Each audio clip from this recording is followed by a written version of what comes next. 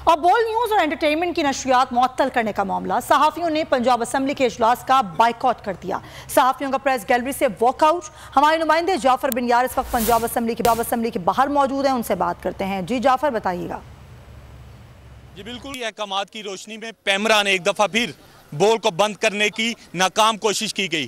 कभी सहाफ़ियों की आवाज़ बंद कर दी जाती है, कभी चैनल्स की बंदिश की जाती है। सरापा एहतजाज है। हम बात करेंगे सदर press club press gallery Punjab assembly Ikhlaq Bajwa साहब, ये बताइएगा कि पैमरा की जानिब से कभी सहाफ़ियों की आवाज़ को दबाया जाता है, कभी चैनल को बंद किया जाता है, अब बोल को बंद करने की नाकाम कोशिश की गई, क्या कहते हैं?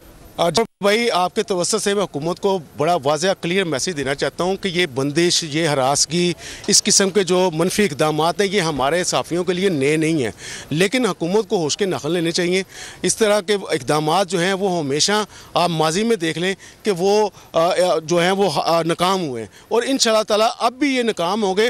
हुकूमत को हर सूरत बोल को बोलने देना। जो भी सच दिखाता है, सच का साथ देता है, उसके ऊपर कदगन लगाने की कोशिश की जा रही है। हम वफाकी हुकूमत पैमरा की और तमाम लोगों की जो आज़ादी सहाफ़त के बड़े बड़े दावे किया करते हैं जब ये अपोजिशन में होते हैं वफाकी हुकूमत, लेकिन अब जो है कदगन लगाने की कोशिश की जा रही है। वो ये भूल रहे हैं कि सहाफ़ियों के ऊपर इस तरह कदगन नहीं लगाई जा सकती, इनकी ज़ुबानबंदी नहीं की जा सकती, हक और सच को दबाया नहीं जा सकता। बोल का कसूर सिर्फ इतना है कि ये सच दिखा रहा है, ये जो बात है वो आवाम के सामने ला रहा है, तो उसको जो है वो मजबूर किया जा रहा है। यहाँ पर हमारे हजारों कारकुन सहाफ़ी जो हैं वो काम करते हैं। हम किसी सूरत नहीं चाहेंगे कि हमारे सहाफ़ी भाइयों का जो है वो माशी कत्ल किया जाए, इसकी इजाजत नहीं दी जाएगी। सहाफ़ियों का एहतजाज जारी है और साथ ही सिंध हाई कोर्ट के उस फैसले को भी सराहा गया है कि जिसमें फौरी तौर पर अहकामात जारी किए गए। ठीक है जाफर बिन यार, बहुत शुक्रिया।